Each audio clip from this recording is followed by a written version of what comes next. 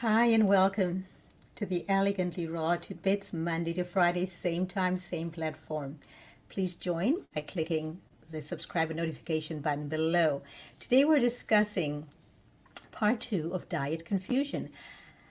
I am really bewitched with just how many people are creating new forms of dietary lifestyles, new recipes, new ways to eat.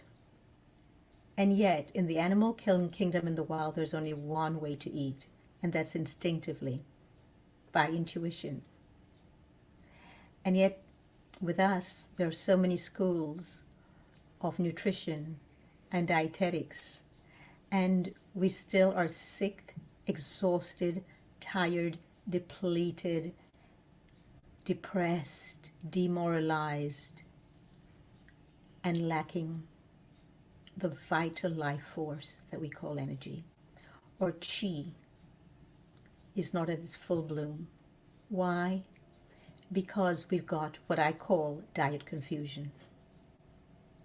Yeah, it's the terminology that I came up with because I am so distressed at how many people believe that they have to eat a certain way, do a certain thing.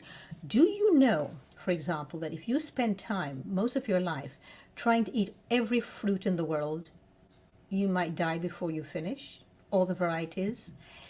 Are you aware that there are at least 1,600 varieties of bananas that exist? Just bananas alone. So how many types of fruit are there? Some people estimate 2,000. Some people estimate more than that. We don't know. What I'm saying here is that there is a plethora, a richness that's available to us. We weren't just thrown here willy-nilly and told to go forage and create companies that will genetically modify our food supply and that will grow it and that will manufacture them in labs. No, the earth. We were given the full bounty of the earth, the full abundance of the earth. It gives us so many. Look at just the amount of pears. Look at how many pears that just in the Northwest United States that are known. Only in the Northwest United States. You could eat a different pear for every month and not finish the winter season. So maybe if you add two pears a month, two different varieties of the pears a month. It's interesting, we've got so many cookbooks and recipe books. Yeah, even I have them too. I wrote 2 of them, yes. But do we really need all these recipes? Do we really need nutritionists and dietitians? So when I was first coming to the United States, I was actually going to study. I wanted to study nutrition because I was told that in order to do what I wanted to do here, I would have to have a degree in dietetics or nutrition.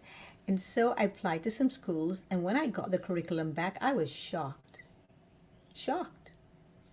First of all, they had these food groups, and they were very necessary, and there was a food pyramid, and you had to have an animal. You needed to kill an animal. You needed to drink their milk, which is for their babies. That's part of what was seen as proper nutrition, which just, I was astounded. I mean, as a child, I only ate fruit. That's all I wanted. And then when I went into my teenage years and I started branching out into eating other things that my friends and family were eating, I got violently sick and almost died.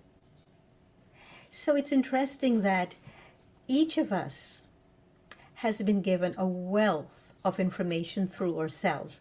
They are in ourselves. The information we need and how we need to eat is in ourselves. And there's a nerve, a vagus nerve. And most of us are never taught about the vagus nerve in school, which we ought to learn about. When I work with clients, I teach them all about the vagus nerve. And they have a whole different perspective of their health and food and eating when I teach them that.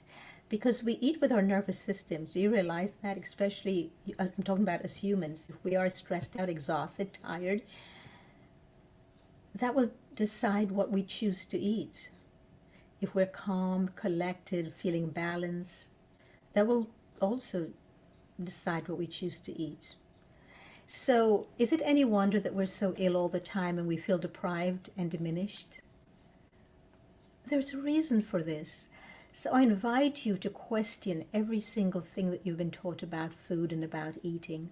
Go into the wild, spend some time looking at, or just watch a story, a documentary on the Nature Channel or the Discovery Channel, whatever the channels they are exist in your area, and watch animals in the wild and see that they have no problem. They know exactly what they're meant to be eating, and that's exactly what they do, and that's exactly what they eat.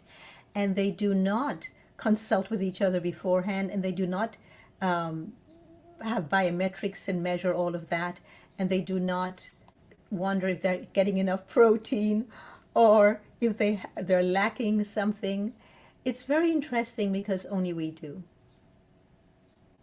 We will look at a plate like this and think it's not enough, that just eating this alone is not enough, that we then need to bring something else in and eat something else. We're so creative. We've created the most beautiful architecture with our food, but we have left the most beautiful architecture of fruits and the plant world, which is so stunning, behind, because we think it's not good enough. Nothing is good enough, it seems, in our lives. But I say we are good enough. When we eat straight from the earth, and when we realize that we're not just eating a plantain or a piece of fruit, that we're eating the sun, the moon, and the stars, because their own energy is in that food. When we begin to realize this, we begin to approach food differently.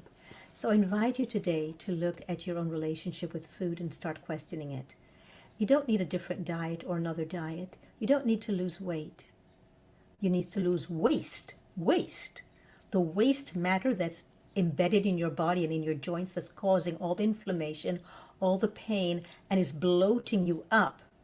That is what you need to lose, is the waste. But you do not need to lose weight. There is no such thing as being overweight, but there is something as being overly toxic. So please join me here for more as we explore this further. And in the meantime, please take your power back from corporations and companies that disempower you with all of this incredible amount of ever-changing materials and ways to eat. There's only one way to eat, and that's intuitively. The cells of our bodies know exactly how. Listen to yourselves, commune with yourselves, spend time with deep breathing exercises, go for a walk in nature, walk barefoot and commune with nature, and you'll get your answer of what is best for you to be eating.